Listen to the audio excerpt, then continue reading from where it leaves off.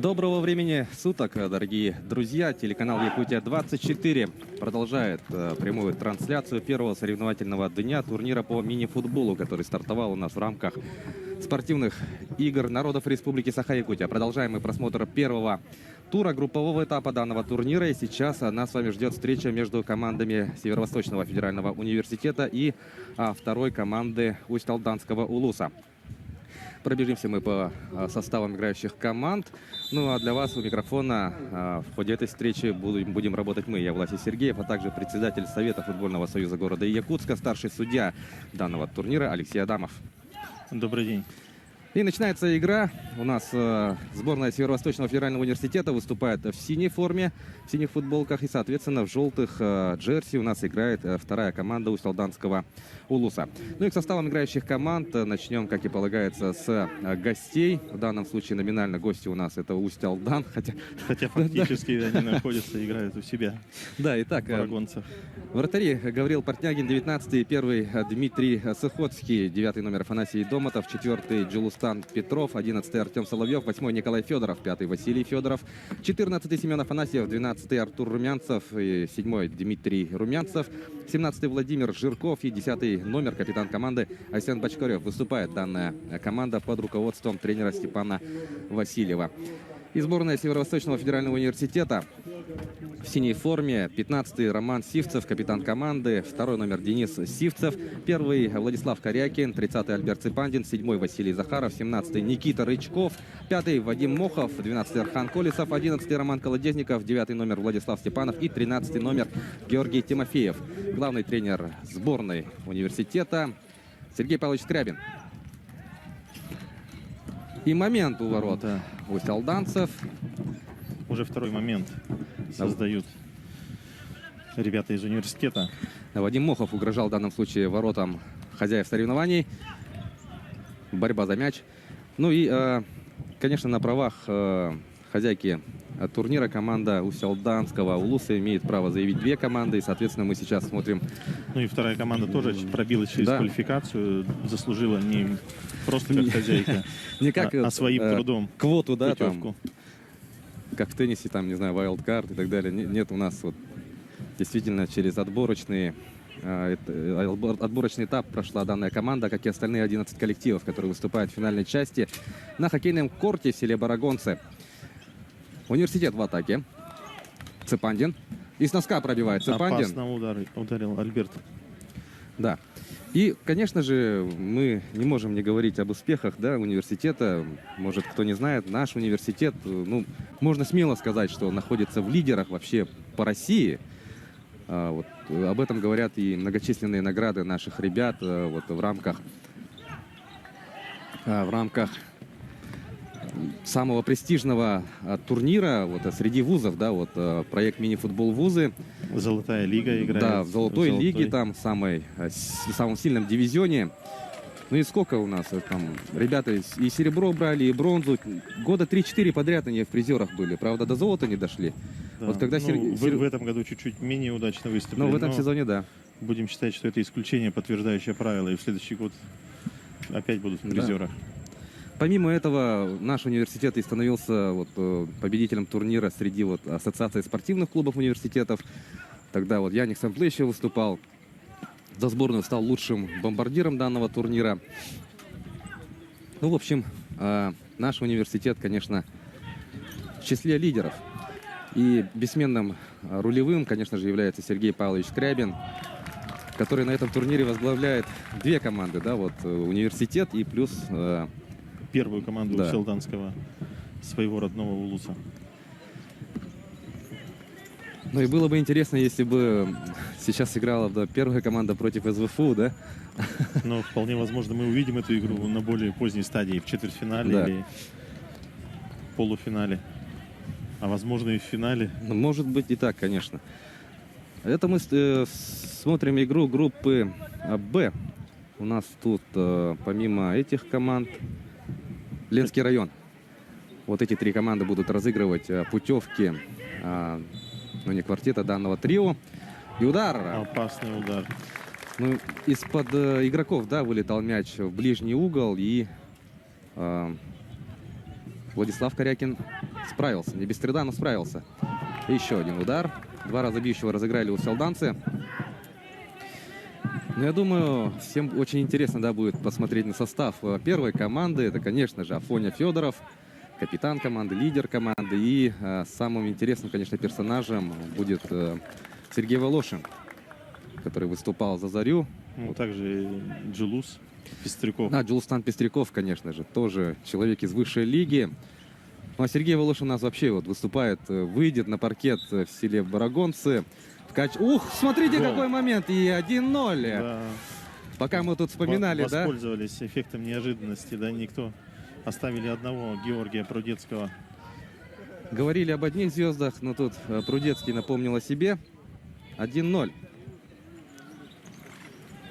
Вперед выходит Университет. Разыграли аут. Но это, конечно, упущение устилданских футболистов. Сразу второй момент сейчас может быть. Ну и Сергей Волошин у нас в этом сезоне в составе Липецкого ЛКС стал серебряным призером чемпионата России среди команд высшей лиги. Имел удовольствие вчера с Сергеем пообщаться. Спрашивал, медальку привез. Лично самому очень хотелось посмотреть, да, на серебряную медаль вышки. Ну, Сергей, конечно, отшутился, что нет. Хотя мог бы надеть медаль в качестве психологической атаки, да. Но тут, конечно, никто не будет пугаться, то, что людей из высшей лиги, конечно же, все будут бороться. Ну да, здесь достаточно много. И в нескольких командах по одному игроку с высшей лиги. В том же Мирнинском районе Геннадий Сергеев играет, выступавший за «Зарю» в этом сезоне. За сборную города Якутска Чекир Илья. Илья Чекир. Да. Ну и Никита Евтушенко, я полагаю. Никита Евтушенко, да, кстати, тоже за сборную города будет. И также за Ирайера играли два парня, Алмаз Аконосов и Покровщук Дмитрий. Ну вот сколько людей, да, из высшей лиги. Замегинцев, Айсен Савин на воротах тоже за «Зарю». Да. Бессменный вратарь. Играл. А Мегина Кангаласки Улус, если вы помните, дорогие друзья, на прошлых играх в МГ дошла до финала, где в упорной борьбе выступила столичная команда. Тогда, я помню, в основное время завершилось 2-2. И в серии пенальти вот как раз-таки было противостояние двух вратарей, да, связанных с «Зарей». Это Никита Евтушенко защищал ворота Якутска, и Айсен Савин ворота мегинцев. Ну и тогда в этой дуэли Никита вышел победителем, отразил 2 удара, как я помню. И причем решающий гол сам забил. А он тогда еще и 10 метров же пробивал по ходу встречи, но тогда не смог он отличиться вот в десятке. Но Никита вообще имеет, да, навыки вот играть на поле, 5-го полевого. Да, он часто, да. И когда находится в городе Якутске, играет и в большой футбол в поле, и мини-футбол постоянно. На тренировках выходит в поле. А я вот на соревнованиях школьных, да, вот как-то пару раз мы сходили с Никитой, и тогда он был полевым игроком. Вот это я помню отчетливо. Рослый парень, ну и с ударом был. Ладно, вернемся к этой встрече. У нас подопечные Сергея Павловича Скрябина продолжают лидировать в этой встрече. Ну и надеемся, что университет в следующем сезоне, да, выступит успешнее. Понятное дело, идет пересменка. Вот поколение как раз. Но сейчас хорошее поколение. Сейчас вот Никита Рычков, Альберт Цепандин, Мохов Вадим, да. Ну, в принципе, эти ребята уже в обойме приличное время. И Никита Рычков вообще в основном составе «Зари» играл достаточно большое количество игрового времени в этом году получал. То есть и набрались определенного опыта и молодые ребята. Тот же Цепандин, тот же Мохов. Тот же Рома Сивцев.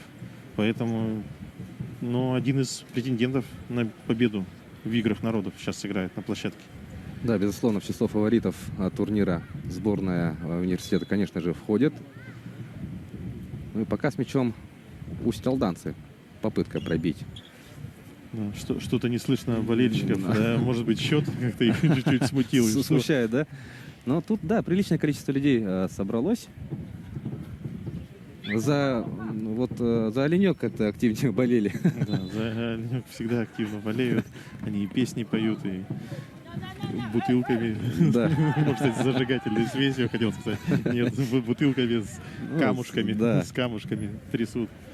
Очень большой шум создают. Ну и вот тут, конечно, да, вот проблема с пылью.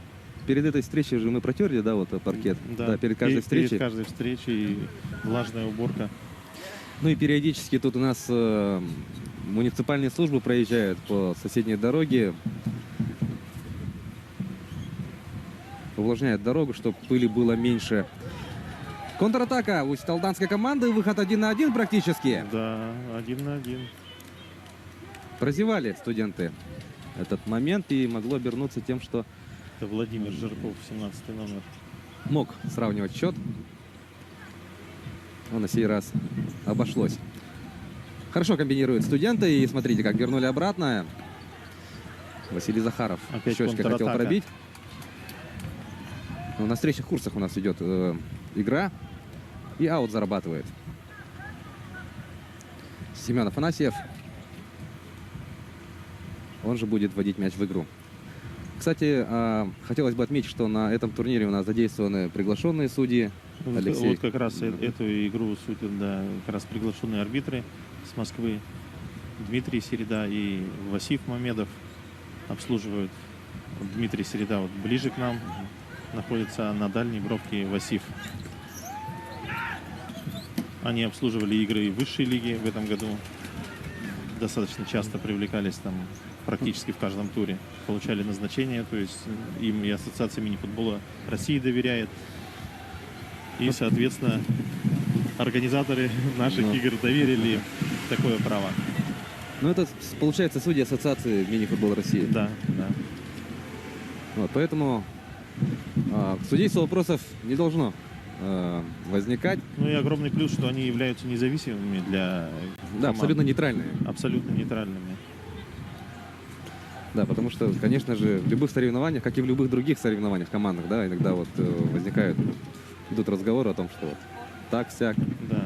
Но на сей раз поводов не будет, чтобы... Кто-то чей-то друг, кто-то Да. кого-то знает. Хороший момент. Да, и болельщики сразу активизировались. Семен Афанасьев на всех парах, да, вот мчался штрафной соперников, но студенты отвели угрозу. Мяч по-прежнему у талданцев. Прострел вдоль ворот, но там из сокомандников никого не оказалось. Сразу 3 студента. Вот штрафной. Попытка пробить. Никита Федоров. Ну, в принципе, так достаточно мячом часто владеют усть-талданцы. Вторая команда. Ну вот и болельщики проснулись. Да. Я барабаны слышу. Поняли, что от них многое зависит, да, что будут, как говорят в большом футболе, 12-м игроком, здесь, можно сказать, 6-м игроком. 6-м. Флаги развиваются у Луса на трибунах. Мне кажется, вот просто они из других соревнований, кажется, вот пришли. Может, параллельно сейчас волейбольная команда играла у Талданска, и по завершении встречи, видимо, пришли на хоккейный корт. А вот и флаг. Конечно же, главный атрибут, да, вот любого болельщика. Поболеть за родной Улус на таких масштабных соревнованиях, на таком замечательном празднике спорта. Конечно, и какие эмоции дарят спортсмены, когда команда побеждает. Безусловно. Студенты вводят мяч в игру. Отыграли больше половины уже. Напомню, что 23 минуты у нас идут грязного времени. Заключительные 2 минуты в каждом тайме уже в чистом виде идет со всеми вот остановками. Очень надеемся, что дождей не будет. Ну, да. В случае... Это будет большой проблемой для проведения игр. Ну, если начнется дожди, да, что мы будем делать? Будем ждать. Ну, по возможности, да, переносить игры, откладывать, играть в вечернее время, там, не знаю, возможно, в ночное время. Сейчас, благо, белые ночи. Да, остается надеяться на лучшее. Ну, все-таки надеемся, что не будет. Тут, что погода не помешает провести. Кстати, на этом турнире многое же решает и жеребьевка, да, потому что, я думаю, каждая команда хочет попасть на вечернее время, чтобы не играть, да, вот сильную жару. Ну, сейчас жара, она и вечером, и в 5-6 вечера, когда игры будут, вряд ли будет прохладнее. Не, ну, не говорю о прохладе, но если солнце на пике, например, не знаю, но сейчас хотя бы вот ветрено, да, есть, чувствуется ветерок.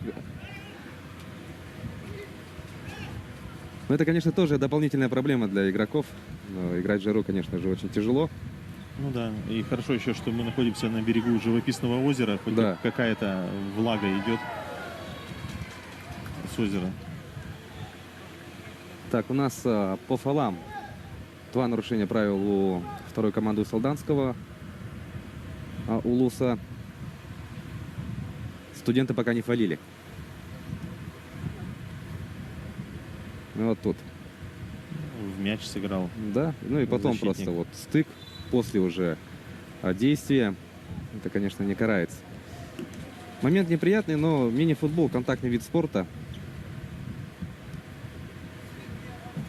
Да, и сцепление все-таки этого паркета, вот, когда он находится на улице, чуть другое, чем в зале. Поэтому команды еще привыкают. Как им, когда разогнаться, когда остановиться, тоже. Идет вот калибровка, да? Да. И я думаю, уже с завтрашнего, послезавтрашнего дня уже команды приноровятся к покрытию и будут более качественно играть. И вновь очередная контратака второй команды у Солданского Улуса. Первым темпом уже не получится. Посмотрим, что из позиционки получится. Удар такой. Выше ворот. Нас завтра, да, ждет очень интересная игра. Да, завтра в 12:00 у нас заречное дерби. Усть-Алданский Улус сыграет, первая команда Усть-Алданского Улуса играет с мегинцами. Вот это будет, конечно, очень интересная встреча. Да, и ожидается много болельщиков со стороны обоих команд. Но это, безусловно, центральная встреча завтрашнего игрового дня. Да, возможно, и всей групповой стадии. Скрытый финал можно... такие можно вот прилагательно использовать с уверенностью. Это завтра в 12 стартует данная игра. Мы обязательно, конечно же, покажем в прямом эфире на телеканале Якутия-24. Фол. И на YouTube-канале также. Так, у нас это третий фол у усть-алданцев. Но остается играть у нас чуть больше 8 минут. Так, и Никита Рычков. Минутный перерыв взяли. Да, взяли.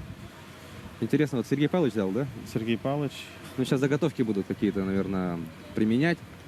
Сейчас Сергей Павлович даст установки.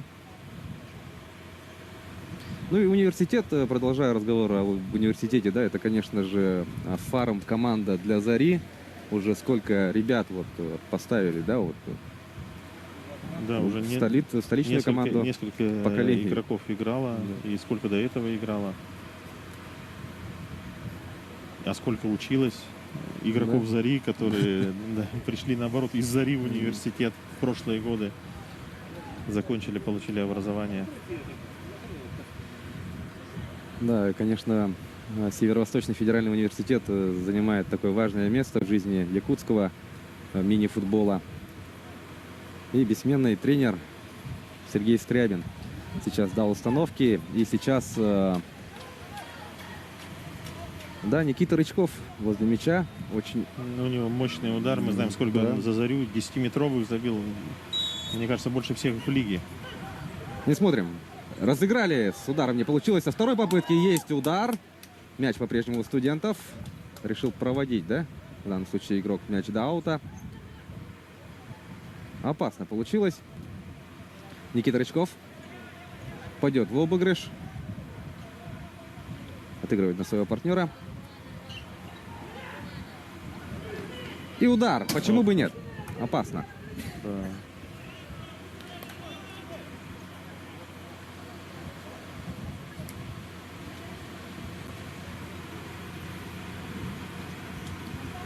Ну и Никита Рычков же выступал еще и за ЛКС также. Позапрошлом сезоне. Да, позапрошлом сезоне. И Никита Евтушенко, Никита Рычков. Ну, Яник еще тоже бегал за эту команду тогда. Очень интересный коллектив. Правда, в том сезоне очень обидно же из плей-офф вылетели. Они регулярку взяли, золото регулярки взяли, и в первом же раунде от Ростова вылетели. А получается, если они вышли на Ростов, то Ростов же 8-е место, да, в том дивизионе, да? А Ростов дошел до полуфинала в конечном итоге в том сезоне. Ух, тут какая борьба за мяч идет. Звучит свисток. У солданцев уже 4-й фол набирают. Но зато ЛКС в этом сезоне хорошо себя проявил. Серебро. Это, безусловно, очень хороший результат. И вновь Никита Рычков у мяча. Передача. Но не допоняли друг друга. Да, в темп не попали. Перехитрил и себя, и партнеров.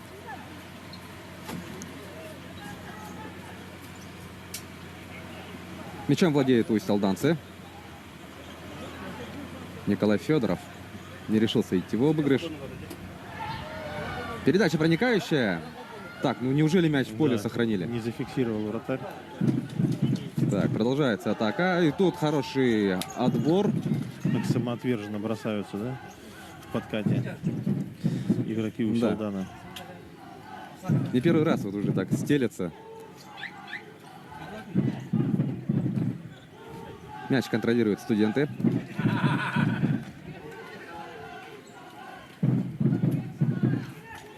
Хорошо держит мяч подопечный Сергея Павловича Скрябина. Смена у нас произошла. Георгий Тимофеев появился на площадке. Да, видно, что владеют преимуществом территориальным все-таки студенты. Ну, потому что действительно команда ЗФУ это в первую очередь хорошая школа. Что-то прям серьезные тренировки, ну, на постоянной основе. Да, и ежедневно они занимаются. В течение рабочих дней. Выходные игры, как правило, какие-то проходят или соревнования. То есть они всегда в боевом тонусе, можно сказать. Ну и стандартное положение. Первый фол у команды СВФУ.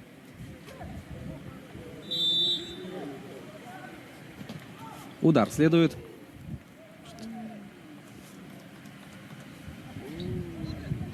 Но удар не самый опасный получился у Семена Афанасьева. Посмотрим, что может предложить команда университета. Слаломный проход не получился. Сразу борьба и в контратаку можно побежать, но нет.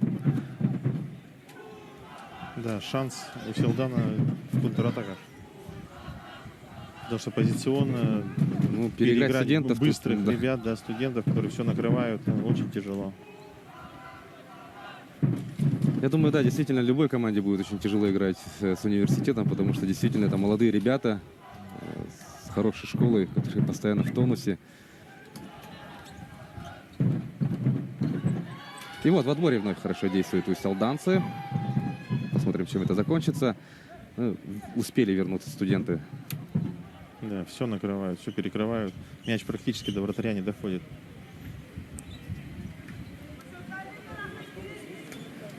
Владимир Жирков будет мяч вводить в игру. И Дмитрий Румянцев, по всей видимости, сейчас попробует бьющего сыграть. С левой ноги заряжает. На месте Владислав Корякин. В дальний угол точно шел мяч.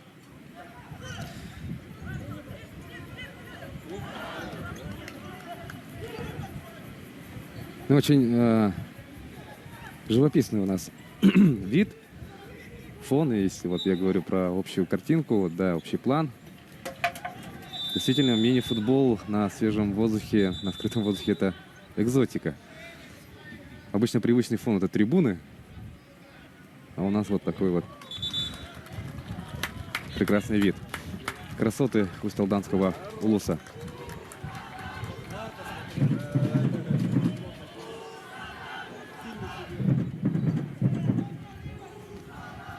Семен Афанасьев у мяча.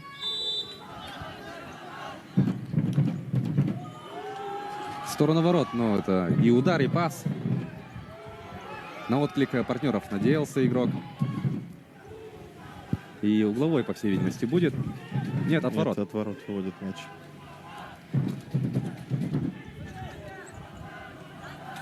Ну что, мы одно взятие ворот видели в первой 25-минутке.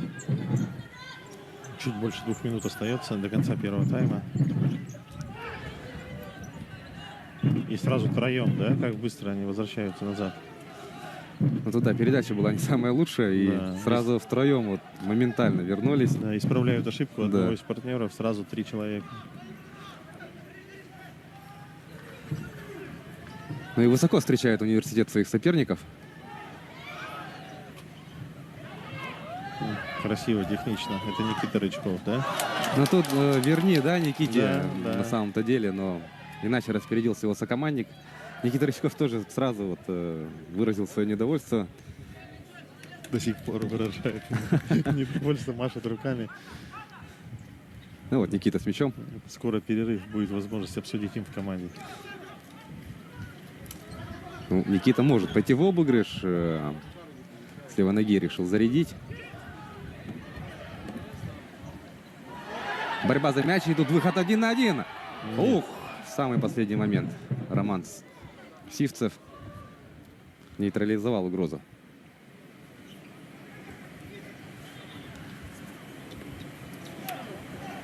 Угловой.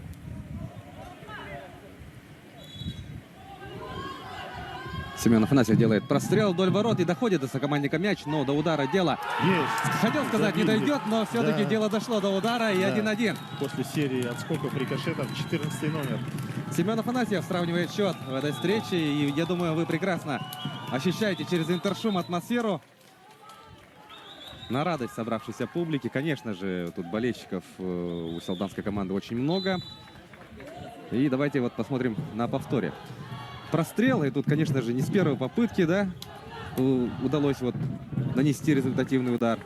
Но тут Владиславу Корякину трудно было что-либо сделать. Тут, конечно, из-под ног, из-под чужих, из-под ног своих Лучше сокомандников. всех сориентировался. Оказался самым расторопным. Афанасьев.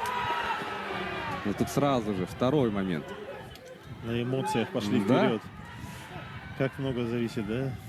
В спортивных играх эмоции. Мы прижали к воротам студентов. У солданца еще удар. Мимо ворот. Но это было очень-очень опасно. Так, и у нас, да, последняя минута идет. Заброс вперед. В верховой борьбе оказались сильнее усталданцы.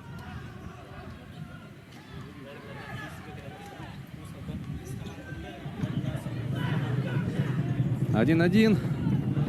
Равновесие в счете.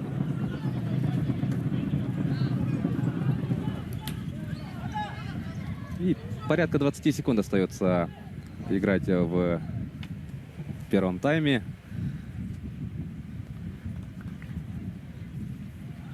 Ну и достаточно сложно ребятам играть под открытым солнцем.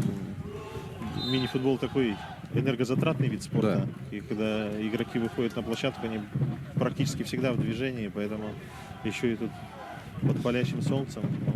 Да, вот ранее говорили о том, что идет у футболистов калибровка, да, вот к покрытию, то, что вот Да. иные условия. И, конечно, в этом плане тоже у К них... обстановке, к ветру. Они привыкли играть в зале, Да. где там Нету ветра. а здесь какие-то поправки надо и сюда вносить. Вот распределение энергии, конечно же, тоже надо учитывать при такой жаре. За 7 секунд берут минутный перерыв у солданцев. Ну, хозяева соревнований действительно вот выполнили, да, план перед самым концом тайма, то, что действительно удалось все-таки сравнять счет перед тем, как уйти на перерыв, Ну, и сейчас надеются за 7 секунд какую-то комбинацию разыграть. по всей видимости. Тем более мяч находится на половине поля университета. Ну, на этот случай, я думаю, у каждой команды есть какие-то заготовки определенные. Посмотрим, что имеется в арсенале у второй команды у Солданского улуса. Да, ребята рассказывают, что они практически полноценные сборы прошли, готовились к этому турниру, поэтому явно наигрывали какие-то комбинации атакующие. Со штрафных, с аутов. Итак, звучит свисток. Судья приглашает футболистов на исходные позиции. Сейчас мяч на половине поля университета. Ну и посмотрим.